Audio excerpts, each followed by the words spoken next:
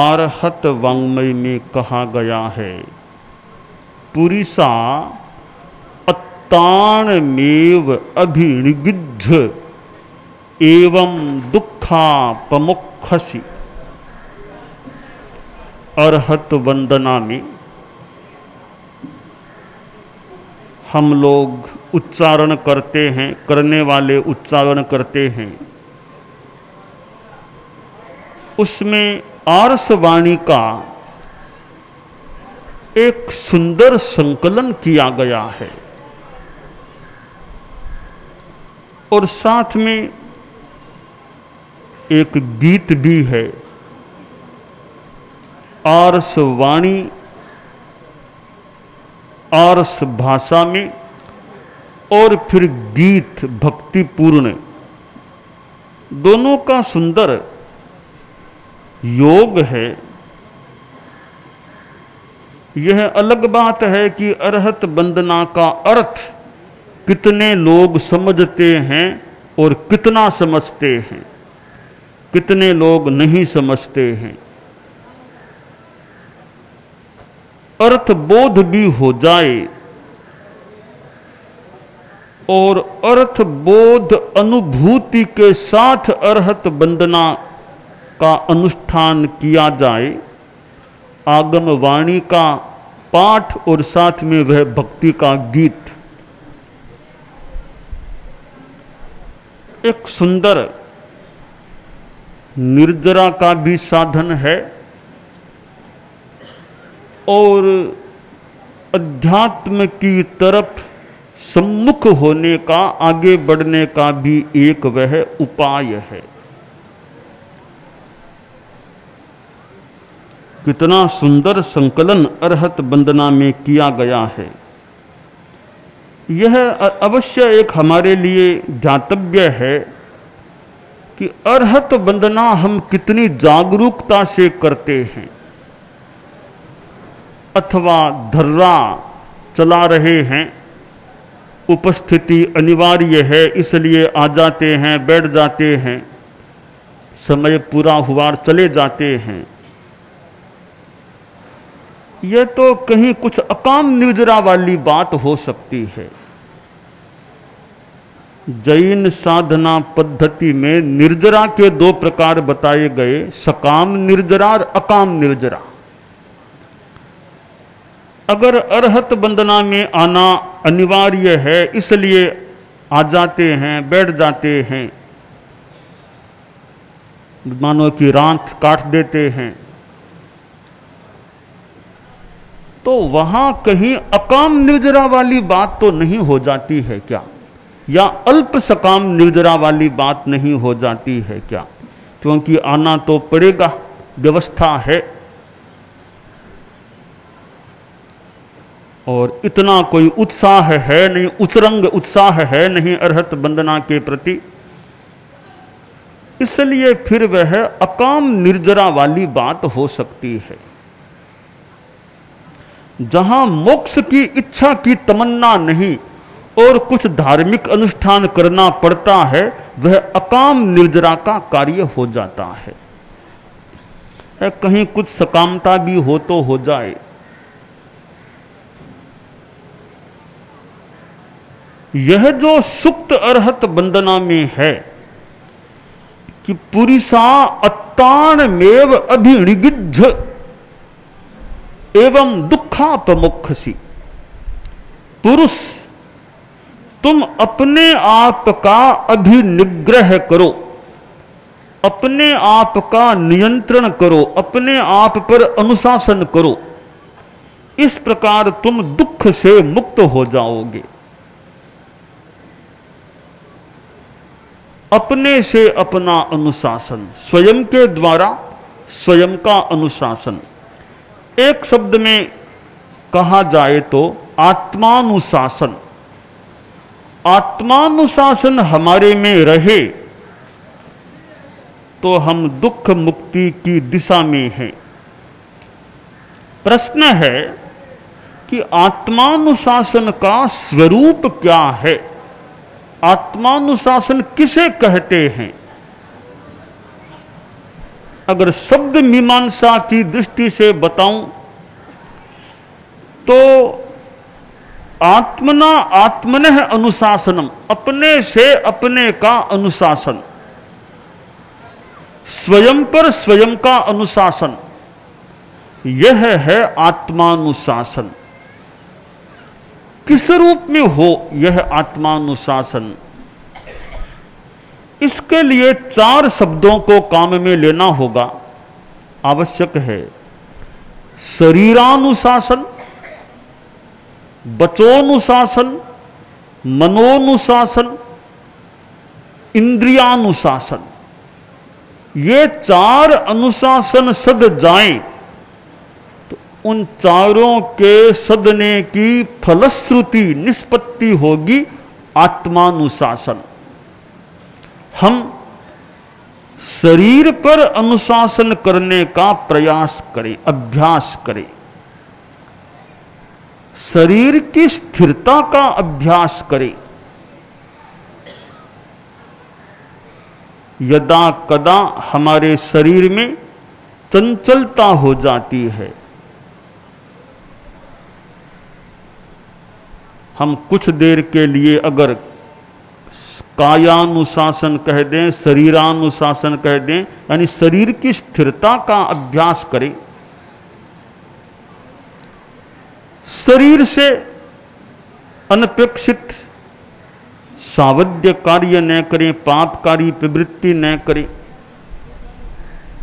एक आसन में बैठने का अभ्यास करें, पद्मासन, वज्रासन, अर्ध पद्मासन या फिर सुखासन, ऐसे किसी आसन में स्थिरता से बैठने का अभ्यास करें।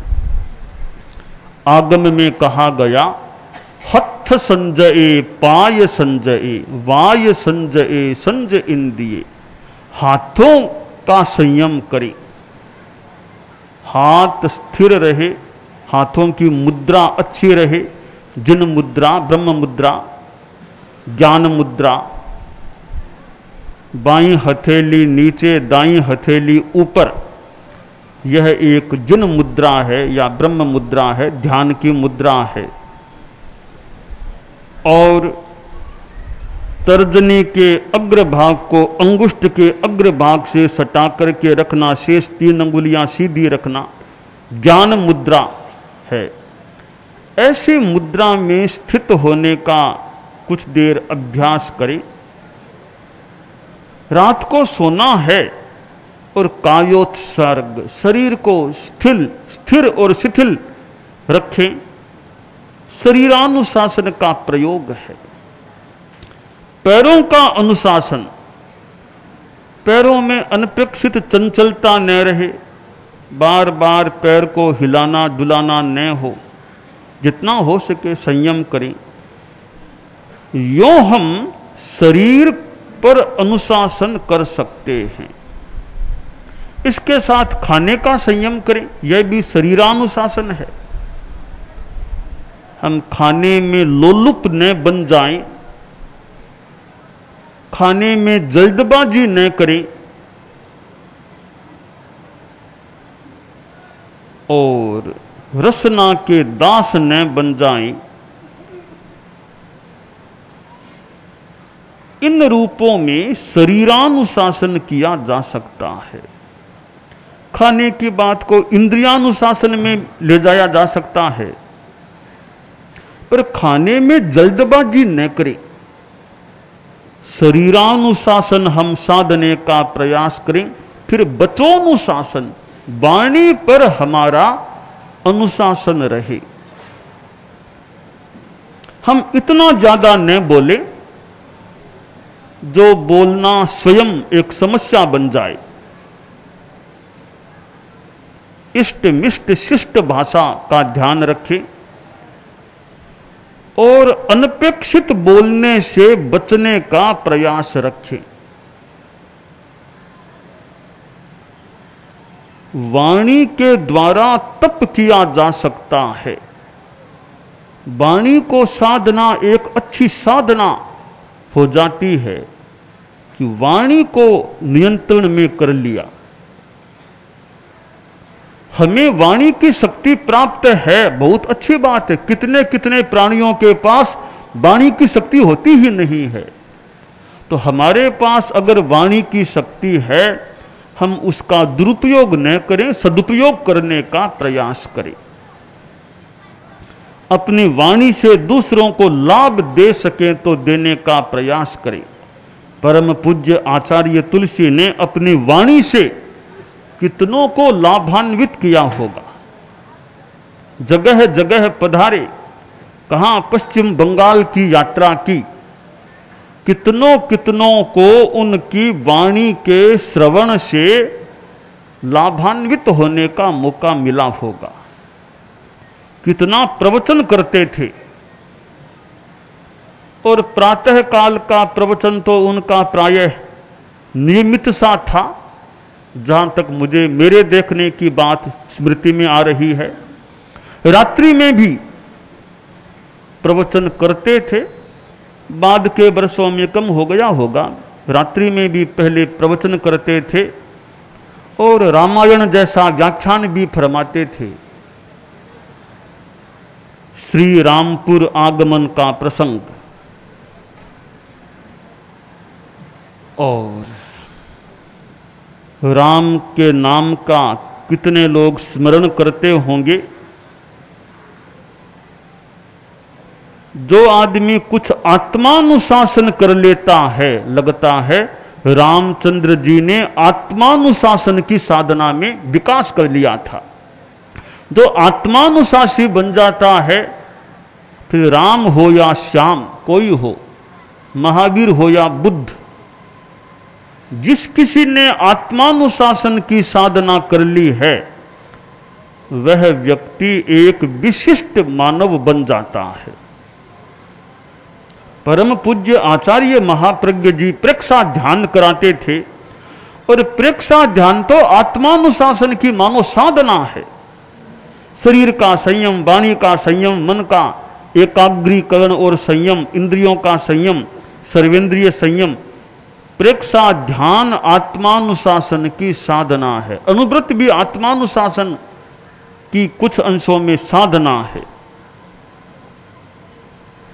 तो बचोनुशासन, हम वाणी पर अनुशासन करने का प्रयास करें, मौखर्य से बचने के अभ्यासी बने। जहां हमारे बोलने का मूल्य है वहां बोलें, जहां बोलने की कीमत नहीं है वहां क्यों हम वाणी का अनपेक्षित प्रयोग करें। और सच्चाई की साधना करने वाले व्यक्ति के लिए तो बचोनुशासन अमृत है, प्राण है। बचोनुशासन के बिना सच्चाई की साधना में कठिनाई है। कोई यह कि मैं वाणी का संयम तो नहीं करूंगा, पर यथार्थ की साधना करूंगा, इस बात में विसंगति या कठिनाई प्रतीत होती है कि बचोनुशासन किए बिना यथार्थ की साधना मुश्किल, महामुश्किल हो सकती है। इसलिए जिस आदमी को सच्चाई की आराधना करनी है, उसे बचोनुशासन करना ही करना होगा। तो शरीरानुशासन, दूसरा है बचोनुशासन। तीसरी चीज है अनुशासन में, आत्मानुशासन का अंग है मनोनुशासन। मन पर अनुशासन करना। मन में कितने विचार आ जाते हैं, गंदे मलिन विचार भी आ जाते हैं और अच्छे विचार भी आ जाते हैं। मन में गंदे विचार न आए, ऐसा लक्ष्य बनाएं, भावना करें और श्वास प्रेक्षा आदि के माध्यम से मन की चंचलता को हम कम करने का प्रयास करें। प्रेक्षा ध्यान में मनोनुशासन की बात भी आती है, और यह मनोनुशासन शरीरानुशासन और बचोनुशासन से जुड़ा हुआ है। ऐसा मुझे संभव नहीं लगता कि शरीरानुशासन तो नहीं करूंगा, वचोनुशासन नहीं करूंगा और मनोनुशासन कर लूंगा। यह कठिन है कि पहली क्लास तो नहीं पढ़ूंगा, दूसरी नहीं पढ़ूंगा, सीधा एमए करूंगा मैं तो। कठिन है सीधा एमए करना। पहले पहली क्लास में जाओ, दूसरी क्रम से पढ़ो तो एमए अच्छा हो जाएगा। कह अगर आज जान के नहीं तुम एमए की क्लास में बैठोगे, क्या पढ़ पाओगे वहां पर। तो सीधा मनोनुशासन कर लेंगे, न शरीरानुशासन किया न वचोनुशासन किया, तो सीधे एमए पास होना संभव नहीं लगता। कुछ ज्ञान पहले करना अनिवार्य है। तो शरीरानुशासन, वचोनुशासन और मनोनुशासन। और चौथी बात है इंद्रियानुशासन। इंद्रियों पर अनुशासन करें हम। 5 इंद्रियां हैं, श्रोत्र, चक्षु, घ्राण, रसन, स्पर्शन। इन 5 इंद्रियों के व्यापार में, प्रयोग में हम संयम की साधना करें। हम क्या सुनना चाहते हैं, क्या सुनने में रस लेते हैं, क्या देखने में रस लेते हैं, क्या सूंघने में रस लेते हैं, क्या खाने में आसक्ति करते हैं, स्पर्शन में कितने असंयत हो जाते हैं। इन 5 इंद्रियों का संयम कर लें। कान का भी संयम। संभवतः श्रीमद जयाचार्य थे हमारे धर्म संघ के 4थे आचार्य।